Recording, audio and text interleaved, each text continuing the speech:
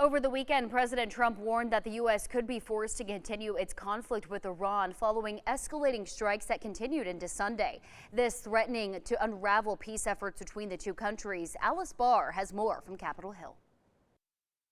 After a weekend flare-up in fighting, President Trump posted this morning Iran requested a meeting that he says is happening tomorrow in Doha, Qatar. Special Envoy Witkoff and Jared Kushner will be flying to Doha for high-level meetings this week. We're holding up our end of the ceasefire. Violence will be met with violence. A source with knowledge of the talks told NBC News communication channels are in place aimed at de-escalating incidents.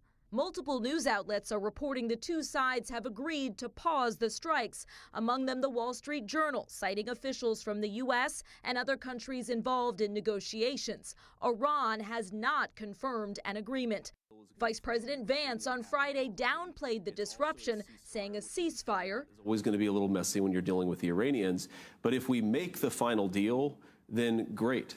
If we don't make the final deal, their nuclear program is still destroyed. They're still much weaker as a country. The two sides have been in detailed talks over the future of Iran's nuclear program following the signed Memorandum of Understanding initial agreement, though on Saturday, President Trump warned the U.S. could be forced to militarily complete the job, accusing Iran of violating the ceasefire after an attack on a ship in the Strait of Hormuz late last week. U.S. forces then fired on Iranian military targets, with Iran striking back against U.S. Gulf allies Bahrain and Kuwait. On Capitol Hill, Republicans largely backing the administration's approach. If they strike us, we have to strike them back by 10. As some voice concerns. So there's a lot of work to be done, and I just fundamentally do not trust the Iranians.